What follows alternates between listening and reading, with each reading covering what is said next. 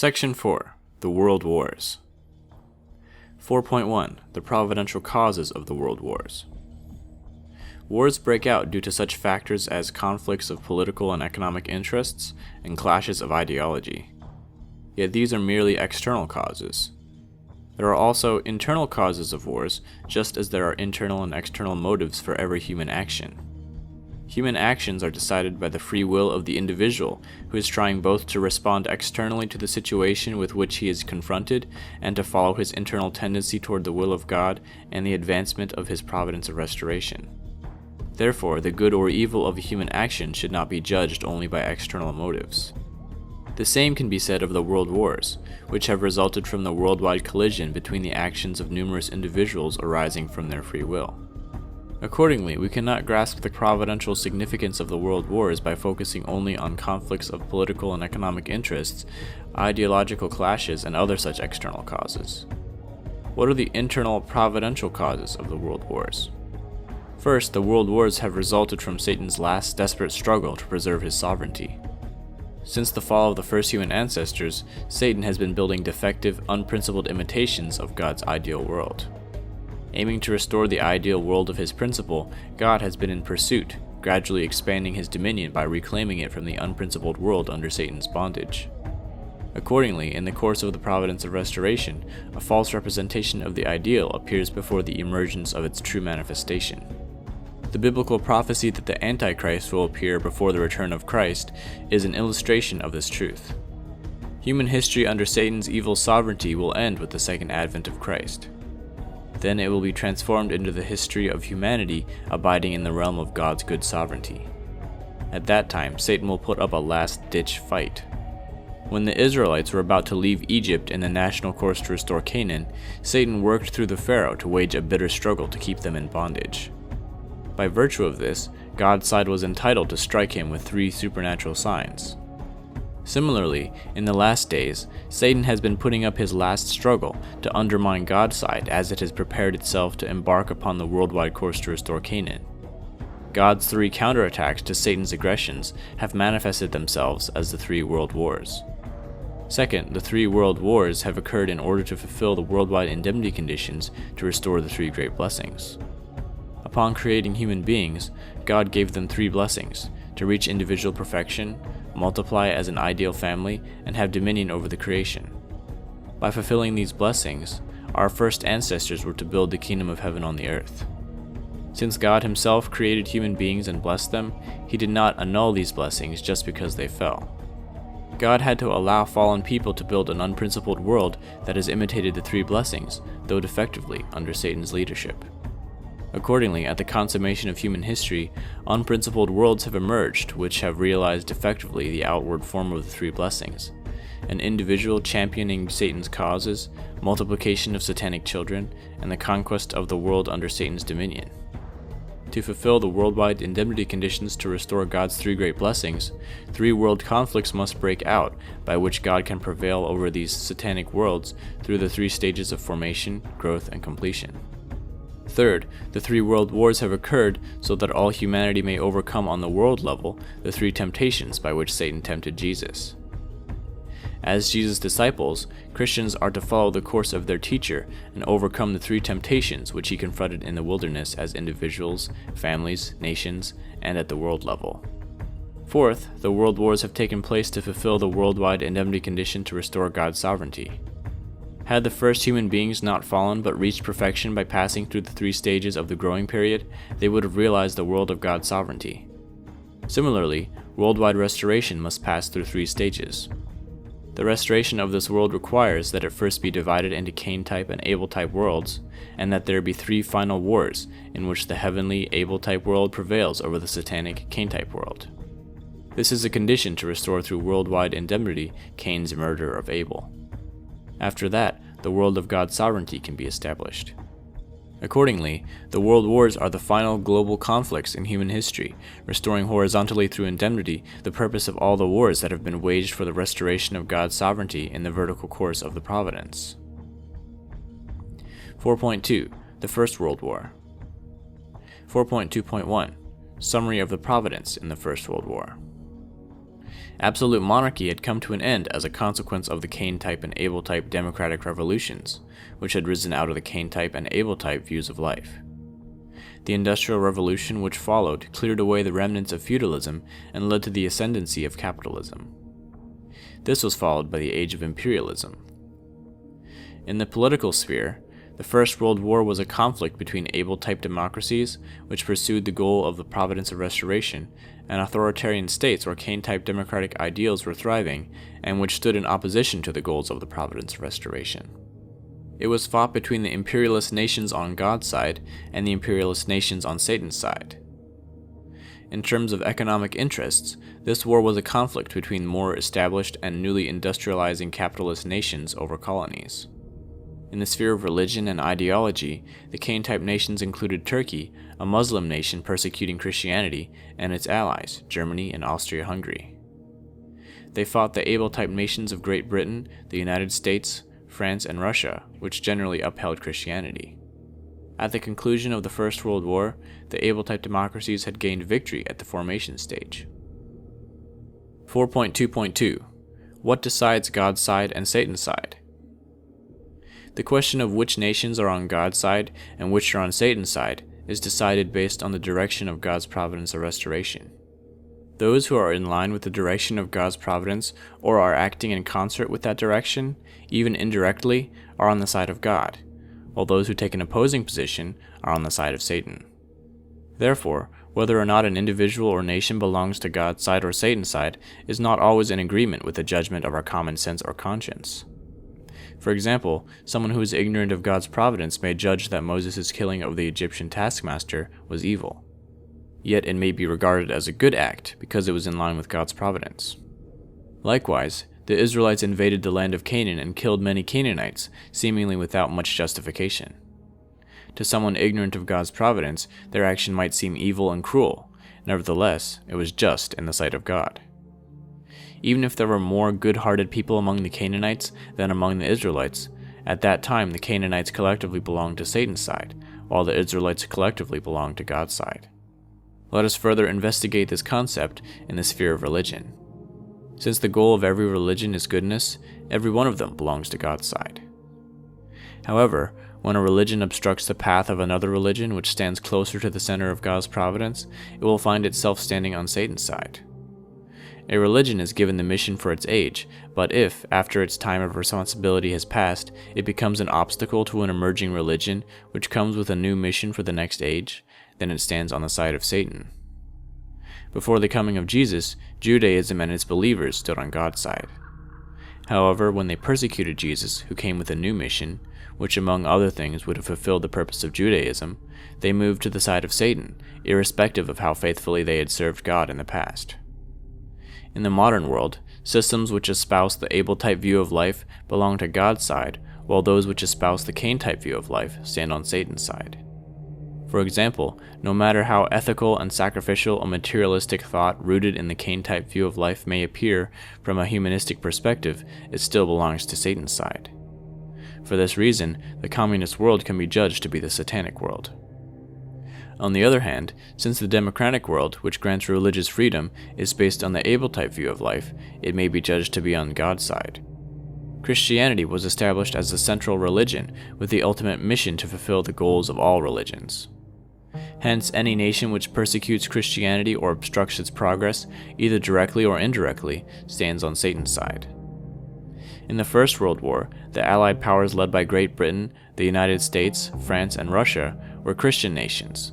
Moreover, they had been fighting to liberate the Christians under persecution in Turkey. Thus, they stood on God's side. On the other hand, Germany and Austria-Hungary, the leading Central Powers, supported Turkey, a Muslim nation which persecuted Christianity. Therefore, together with Turkey, they stood on Satan's side. 4.2.3. The Providential Causes behind the First World War. What were the providential internal causes of the First World War? The First World War had to take place first to fulfill the worldwide indemnity condition to restore God's three great blessings at the formation stage. Satan has been constructing in advance a defective imitation of God's ideal world, which was to have been established by Adam. Hence, there should appear at the end of history an unprincipled world which has realized a distorted outward form of the three blessings at the formation stage, led by an antitype of Adam on Satan's side. God's side should then prevail over this unprincipled world to fulfill the indemnity condition. In fact, Kaiser Wilhelm II of Germany, who launched the First World War, was this antitype of Adam on Satan's side. He was in the formation stage likeness of one who has attained individual perfection. He displayed the form of having fulfilled the blessing of multiplying children by advocating pan-Germanism, and displayed a form of dominion over the creation by implementing his policy of world hegemony. In this manner, the Kaiser realized an unprincipled world completing a satanic imitation of the three great blessings at the formation stage. The First World War was to fulfill the worldwide formation stage indemnity condition to restore, in the future, the world where the three great blessings will actually be completed, centering on God. Second, the First World War took place in order to have the people on God's side collectively overcome Jesus' first temptation on the world level. In light of the meaning of Jesus' three temptations, we can recognize that God's side had to prevail in the First World War to fulfill the indemnity condition to restore God's first blessing worldwide. By prevailing in his first temptation in the wilderness, Jesus recovered himself, symbolized by the rock, and laid the foundation to restore perfection of individual character. Likewise, by prevailing in the First World War, God's side not only was to defeat Satan's world and its center, it also was to build God's world and lay the foundation for its own center, Christ at the second coming. This was to be the basis upon which the returning Christ could be born and perfect his individual character. Third, the First World War took place in order to lay the formation stage foundation for the restoration of God's sovereignty. Democracy arose to bring an end to authoritarian monarchic regimes and as the final political system with the mission to restore God's sovereignty. In the First World War, God's side was responsible to be victorious and expand its political territory to Christianize the world.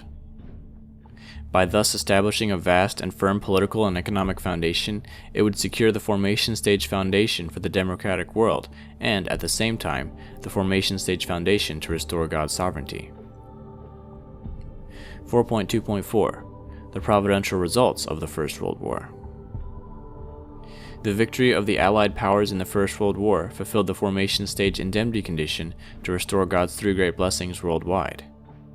By overcoming Jesus' first temptation on the worldwide level, they fulfilled the indemnity condition to restore God's first blessing worldwide. The victory of democracy also established the formation stage foundation for the restoration of God's sovereignty. With the defeat of the satanic world and its ruler, the Kaiser, the world on God's side won the formation stage victory and laid the foundation for the birth of the returning Christ, who is destined to be the Lord of God's world. Contemporaneous with this, communism was established in Russia. Stalin soon rose to power as the antitype of Christ at the Second Advent on Satan's side. Since Christ comes with the ideals of the kingdom of heaven on earth, interdependence, mutual prosperity, and universally shared values, the satanic side tries to realize these ideals in advance by building an imitation of the kingdom of heaven on earth, led by the satanic counterpart to Christ at the Second Advent. In conclusion, with the victory of God's side in the First World War, the foundation was laid for the Second Advent of the Messiah.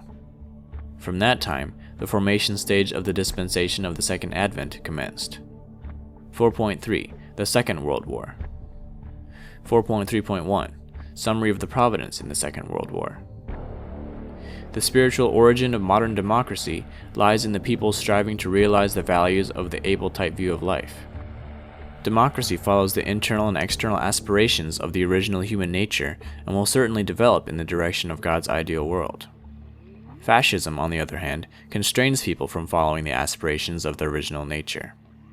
In the Second World War, democracy, while standing upon the formation stage victory attained in the First World War, defeated fascism and secured victory at the growth stage.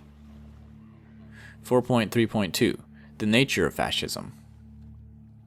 When economic depression overwhelmed the world in the 1930s, some nations tried to break out of it by adopting fascism. This was the road taken by Germany, Japan, and Italy, which felt isolated and beset by adversity. What then is fascism?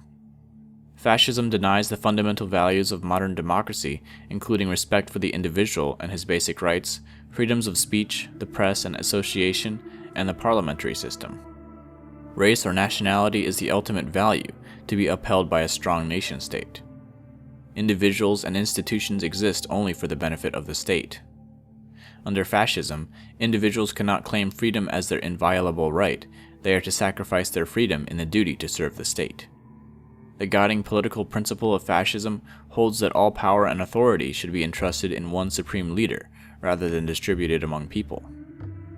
The personal will of the leader dictates the governing ideology for the entire nation. Mussolini in Italy, Hitler in Germany, and the leaders of Japan's militaristic government were dictators of the fascist type. 4.3.3 The nations on God's side and the nations on Satan's side in the Second World War. In the Second World War, an alliance of the democratic nations of the United States, Great Britain, and France led the nations on God's side. Satan's side was the alliance of the fascist nations, Germany, Japan, and Italy.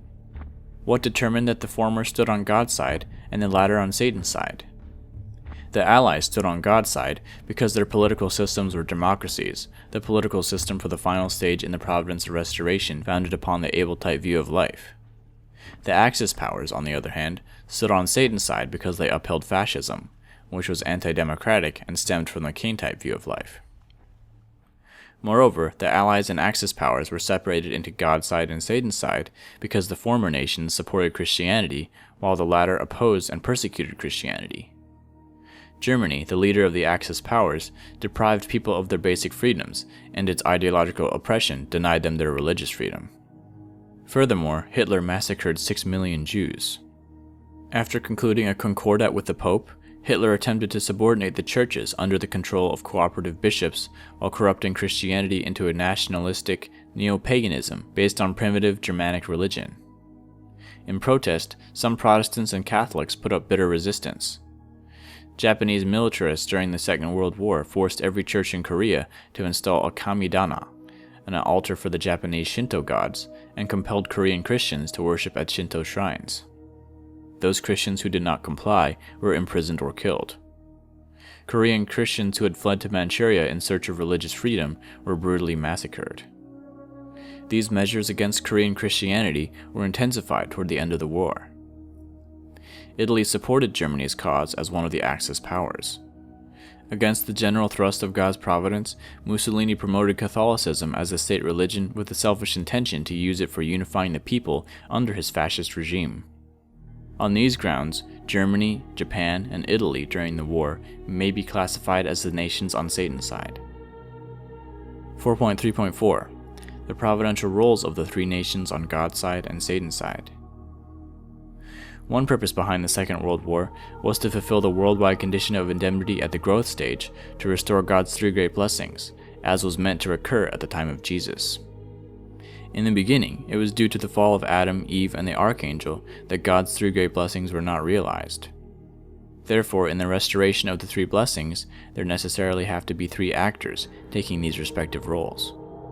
Thus, God spiritually restored the three blessings in the providence of spiritual salvation through the joint efforts of the resurrected Jesus as the second Adam, the Holy Spirit representing Eve, and angels. Accordingly, during the Second World War, the three nations on God's side representing Adam, Eve, and the Archangel led the fight against the three nations on Satan's side, which also represented Adam, Eve, and the Archangel.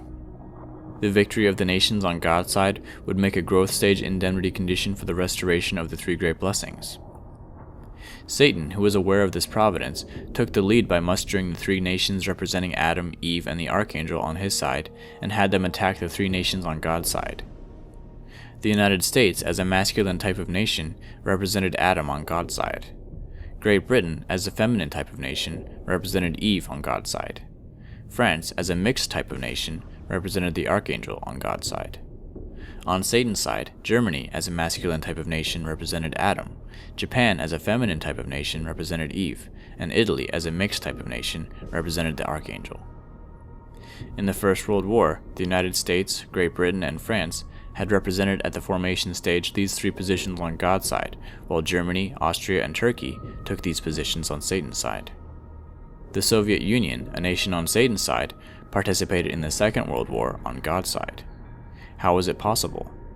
When medieval society could not fulfill its providential purpose, it became a hindrance to both God's side and Satan's side, which then divided and began developing along paths leading to the maturation of the democratic world and the communist world.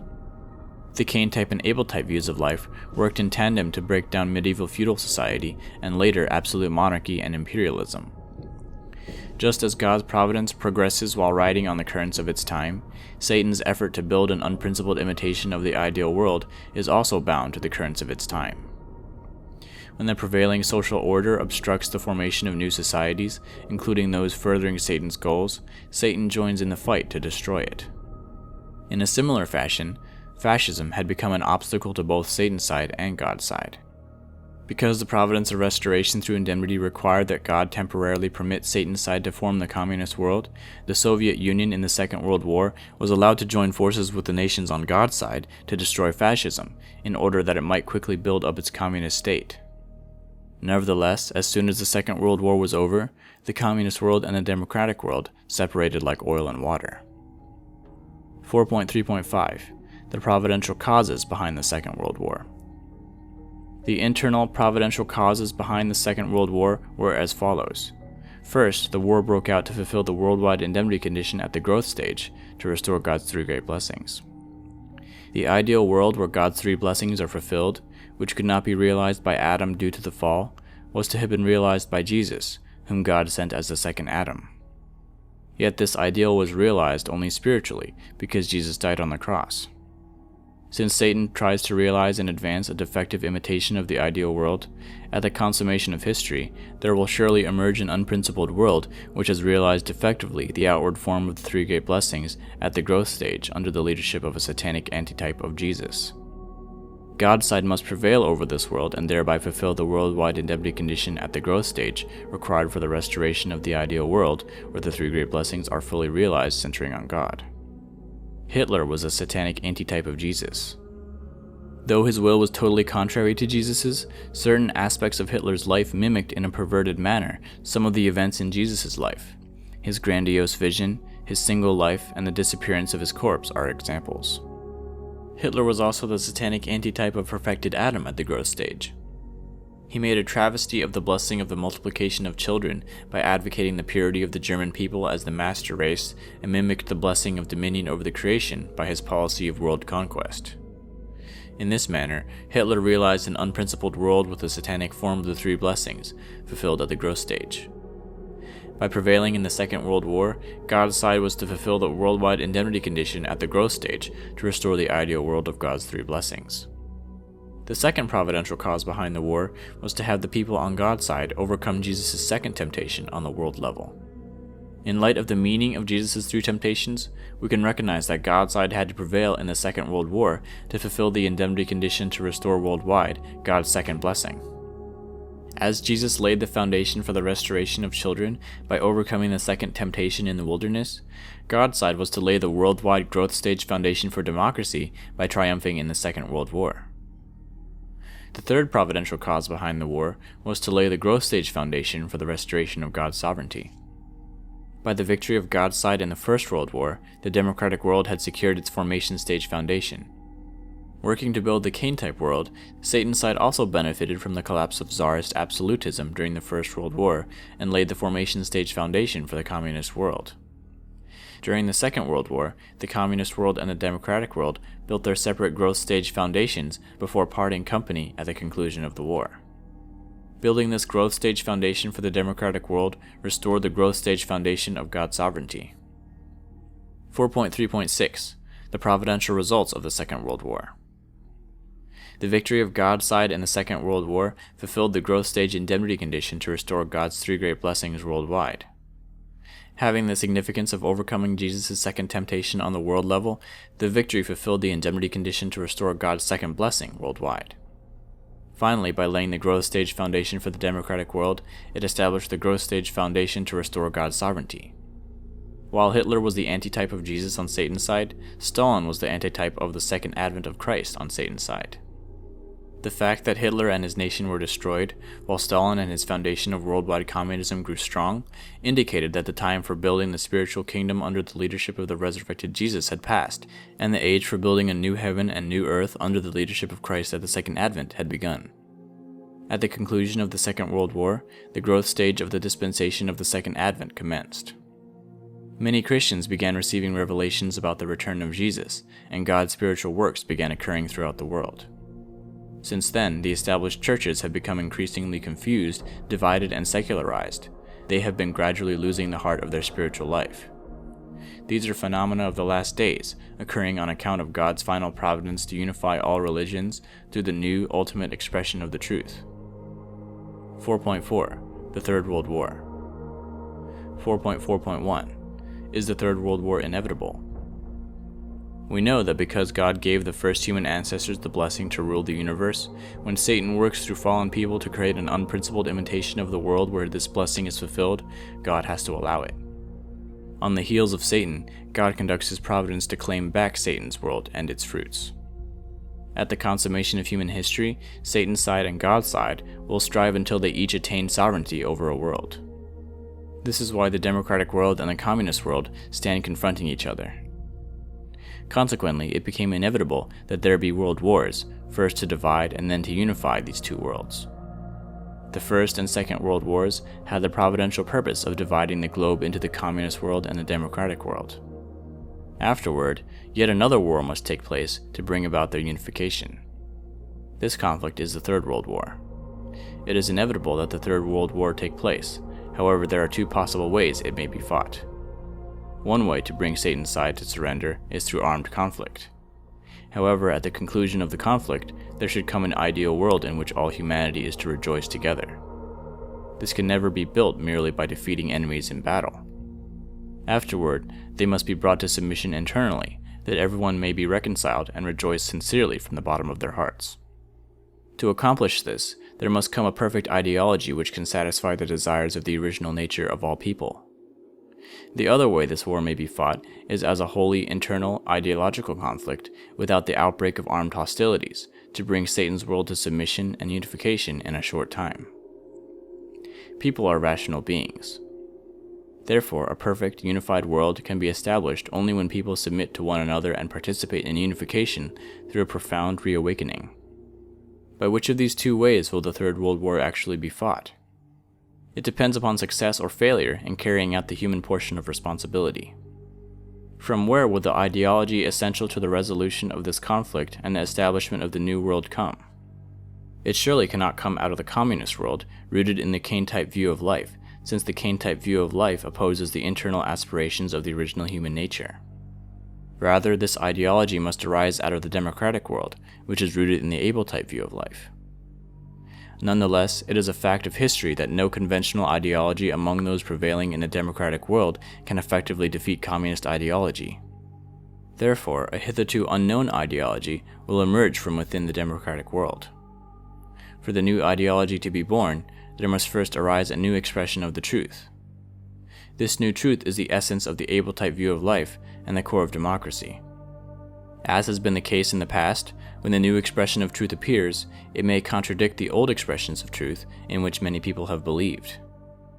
Hence, even the democratic world will be divided into two camps which, like Cain and Abel, will be pitted against each other.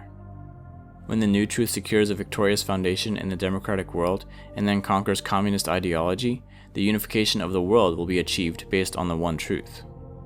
Satan knew God's plan to unify the world through the one truth and presented a false imitation of the truth in order to unify humanity centering on himself.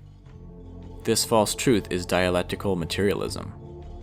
Dialectical materialism denies the existence of any spiritual reality, setting up an explanation of the universe based on a wholly materialistic logic. In denying the existence of God, it also denies the existence of Satan. Thus, in promoting dialectical materialism, Satan was effectively denying his own reality, even risking his own demise. Satan understood what would unfold at the close of human history and knew well that he would surely perish. Accepting that this was not the time to be worshipped, he rose in a monstrous denial of God, even at the sacrifice of himself. This is the spiritual root of dialectical materialism. As long as the democratic world lacks the truth which can overturn this evil doctrine, it will always be vulnerable and on the defensive. For this reason, someone on God's side must proclaim the perfect truth. 4.4.2 Summary of the Providence in the Third World War.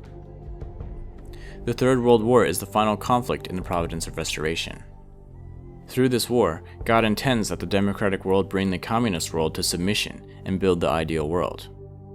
Leading up to the First World War, the nations on God's side had expanded their political and economic dominion by claiming colonies throughout the world to be used by God for his providence.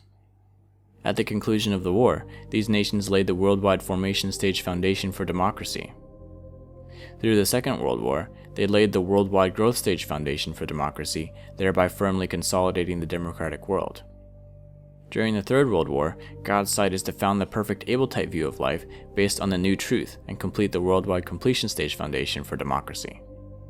God's side is to then guide all of humanity into one unified world. In summary, the Third World War is the last great war at the close of history, when God's side restores horizontally through indemnity all that was lost to Satan throughout the three stages of the prolonged providence. 4.4.3 The Providential Causes behind the Third World War. As was explained above, whether the Third World War is waged by force of arms or as an ideological conflict depends upon the responsibility of the people who are serving the providence of God. Regardless, it is inescapable that this worldwide conflict take place. What are the internal providential causes behind the Third World War? First, the war has to take place to fulfill the worldwide indemnity condition at the completion stage to restore God's three great blessings. When Jesus could accomplish the providence of restoration only spiritually, due to the disbelief of the people, it became necessary that he return and restore the world of God's ideal both spiritually and physically. Yet, since Satan realizes in advance a defective form of God's ideal, at the consummation of history there will emerge an unprincipled world with the pretense of having restored the three great blessings under the leadership of a satanic antitype of Christ at the Second Advent. By prevailing over this satanic world, God's side is responsible to fulfill the worldwide indemnity condition at the completion stage to restore the ideal world in which the three great blessings are fulfilled, centering on God. Stalin was a satanic antitype of Christ at the Second Advent. He was idolized as a perfect human being. By advocating the solidarity of farmers and workers in opposition to the democratic world, he mimicked the blessing of the multiplication of children, and by his policy of worldwide communist domination, he achieved the outward semblance of the blessing of dominion over the creation. Stalin thus created a vast communist world which realized effectively the outward form of the three great blessings. We must understand that the communist world is an unprincipled and flawed imitation of the world of God's ideal, which will be characterized by interdependence, mutual prosperity, and universally shared values founded in God. Second, the Third World War has to take place to have the people on God's side overcome Jesus' third temptation on the world level. In light of the meaning of Jesus' three temptations, we recognize that God's side must prevail in the Third World War to fulfill the indemnity condition to restore worldwide God's third blessing. As Jesus established the foundation to restore dominion over the creation by overcoming the third temptation in the wilderness, God's side must win in the Third World War to restore human beings' dominion over the entire universe. Third, the Third World War has to take place to lay the completion stage foundation for the restoration of God's sovereignty. God's side must be victorious in the war to destroy the communist world and return all sovereignty to God. Then the ideal world will be established based on the principles of heaven and earth. 4.4.4 The Providential Results of the Third World War. Long ago, God intended to conclude his providence of restoration in Adam's family by working through Cain and Abel. Instead, Cain murdered Abel, commencing the sinful history of humanity. God began the dispensation of dividing good and evil to restore the failure in Adam's family on the individual level, and developed it through the levels of family, clan, society, people, and nation. The time has come when God conducts this dispensation on the world level. God intends to restore through indemnity the entire providence, which was prolonged to the third stage, by winning victory in the three world wars which belong to the final chapter of providential history. In the beginning, the first human ancestors lost their connection of heart to God when they fell prey to the tempting words of Satan. Through the internal spiritual fall and the external physical fall, they inherited the lineage of Satan. Therefore, the providence of restoration can be completed only after fallen people restore their heart toward God through God's life-giving word, are saved both spiritually and physically, and inherit God's lineage. The victories of God's side in the 3 world wars will fully restore through indemnity all these aspects of the providence of restoration. They will make possible the realization of God's ideal world, for which God has labored with unremitting tears over the centuries of human misery since the fall.